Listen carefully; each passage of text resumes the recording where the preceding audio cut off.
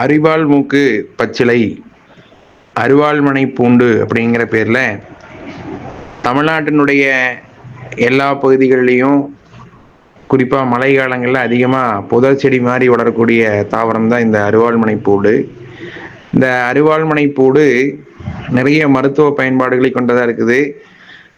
தமிழர்களுடைய மரபு மருத்துவம் நேட்டிவ் மெடிசனில் இது நிறையா யூசேஜ் மெத்தட்ஸ் எல்லாம் நிறைய யூஸ் பண்ணியிருக்கிறாங்க. இந்த மூலிகையினுடைய பொட்டானிக்கல் நேம் சீடா அக்யூட்டா அப்படிங்கிறது என்னுடைய பொட்டானிக்கல் நேமாக இருக்குது.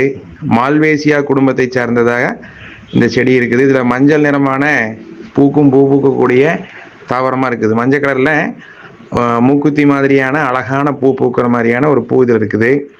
இந்த மூலிகையினுடைய பூர்வீகமாக ஆய்வாளர்கள் எல்லாம் ஆராய்ச்சி பண்ணி சொல்லுகிற போது இது சென்ட்ரல் அமெரிக்காவை மையமாக கொண்டதாக இருக்கலாம்னு ஒரு கருத்து இருக்குது.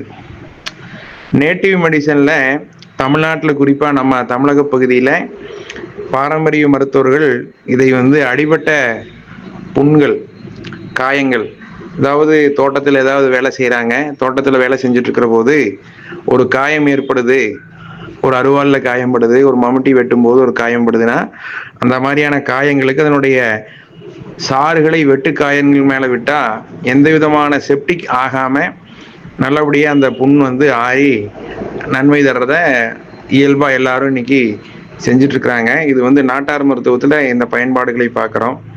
இதனுடைய சிறப்பு பயன்பாடு அப்படின்னு பார்த்தா வல்லாரை ஞாபக சக்தி தரதுல சிறப்பான மூலிகை நம்ம கேள்விப்பட்டிருப்போம். அதே மாதிரி நல்லாரை காண்பதும் நன்று வல்லாரை உண்பதும் என்கின்ற பழமொழி மாதிரி இந்த மூலிகையினுடைய வேருக்கு வல்லாரைக்கு இருக்கிற மாதிரியே ஒரு அற்புதமான சக்தி இருக்குது.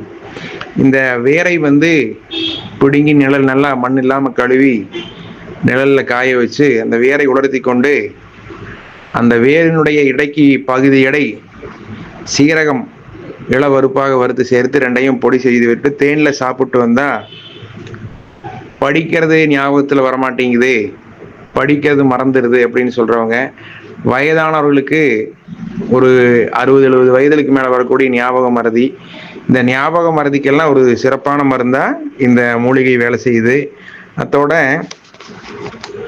விஷக்காய்ச்சல்கள் ஏதாவது காய்ச்சல் நிற்கவே மாட்டேங்குது, காய்ச்சல் அடிக்கடி வந்துட்டே இருக்குதுன்னா அந்த சுரம் வகைகளில் இருக்கக்கூடிய இந்த காய்ச்சல்களுக்கு இதனுடைய மூலிகையை இந்த இலையும் வேறு ரெண்டும் கூட ஒரு 10 மிளகு சேர்த்து அதை கஷாயமாக பண்ணி சாப்பிட்ற போது அந்த நாள்பட்டு இருக்கக்கூடிய காய்ச்சல்கள்லாம் சீக்கிரமாக தீர்றத பார்க்க முடியுது.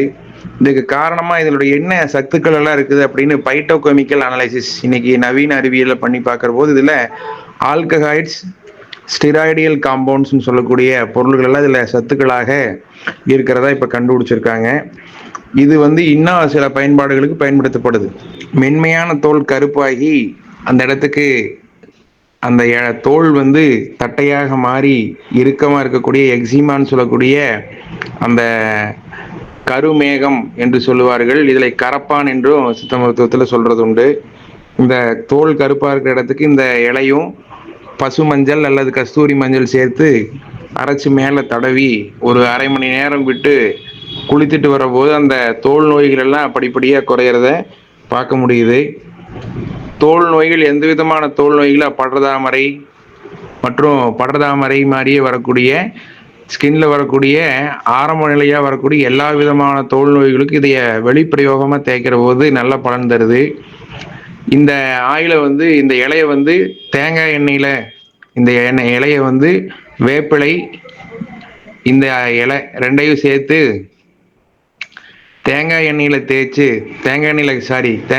காய்ச்சி அதை தலையில் தேய்ச்சிட்டு வர போது தலையில் இருக்கக்கூடிய பொடுகள் எல்லாமே தீரக்கூடிய தன்மையும் நம்ம பார்க்க முடியுது. ஒரு சிறந்த மூலிகை, அனைவரும் பயன்படுத்தி பயனடையுமாறு கேட்டுக்கொள்கின்றேன். சித்தாமிர்தம் யூடியூப் சேனலை தவறாமல் எல்லாரும் சப்ஸ்கிரைப் செய்யுங்கள், லைக் செய்யுங்கள், நல்ல பதிவுகளை உங்கள் நண்பர்களுக்கு ஷேர் செய்யுங்கள். வணக்கம்.